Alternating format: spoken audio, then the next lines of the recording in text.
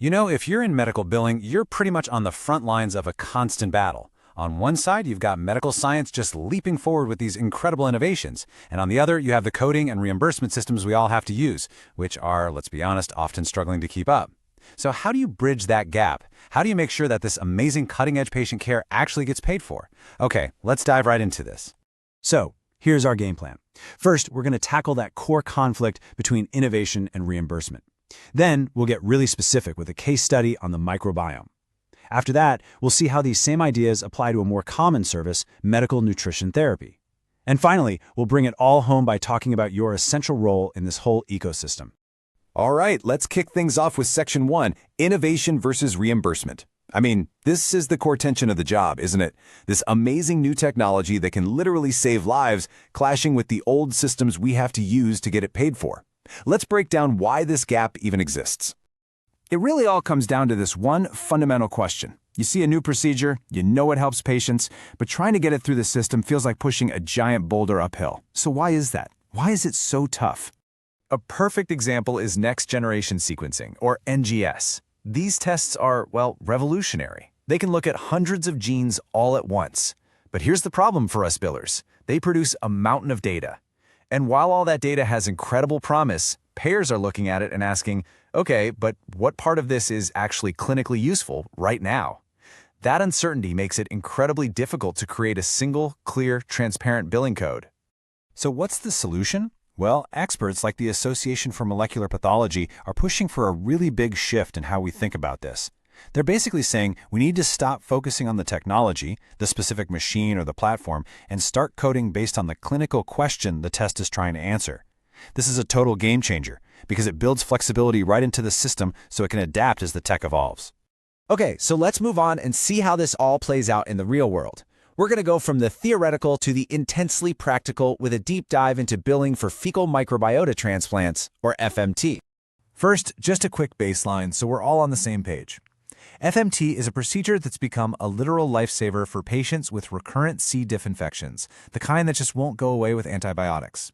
It's a fantastic medical advance, but as you can probably guess, the billing for it has been kind of the Wild West for a while. Now look at this, because this slide shows the system trying to adapt in real time. For a long time, we used the HCPCS code G0455 for Medicare, but check out what happened on July 1, 2023. A specific product, reimbursement, got approved, and the guidelines shifted. Now, for commercial payers, you have to bill the product code J1440 plus the procedure code 0780T on the exact same claim. This is precisely the kind of evolution you have to stay on top of to avoid those rejections. With a procedure this complex, your documentation is your armor. It is your shield. It's not enough to just pick the right codes. You have to build the story that justifies them. You have to prove that history of recurrent CDI and show that other therapies have failed. You have to spell out the medical necessity, detail the exact procedure used, and account for anything else like anesthesia. Every single one of these things is a potential denial just waiting to happen if it's missing. And all of that leads us right here, to the absolute power of prior approval. I mean, especially for Medicaid, but honestly for most payers with new tech, this isn't optional.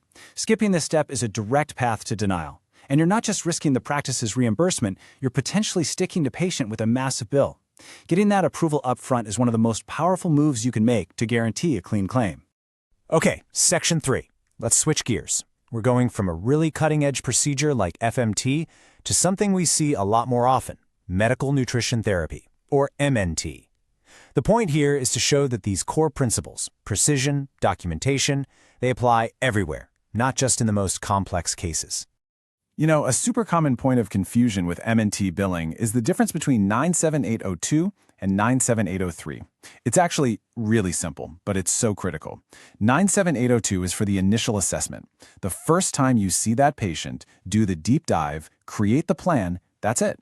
Every single visit after that for that patient gets billed with 97803.